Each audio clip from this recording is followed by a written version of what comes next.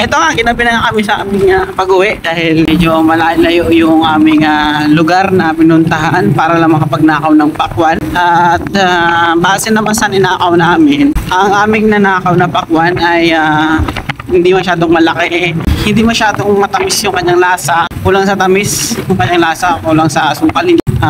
Bibigyan namin siya ng grado ay siguro nasa 82% yung aming bibigay na rate sa kanya. At nagpaalam pala kami, hindi kami legal po yung pagnanakaw namin kasi nagpaalam po kami. Nagpaalam po kami sa may-ari. Nandun po yung may-ari bago kami nagnakaw. Kasama niya pa yung nagbigay sa amin ng pakwan. Pero biglaan lang po yun, biglaan. Nagkayaan lang kami magkakasama, magkakabarkada, kakaibigan. Sige po, update po namin kayo sa aming pag-unbox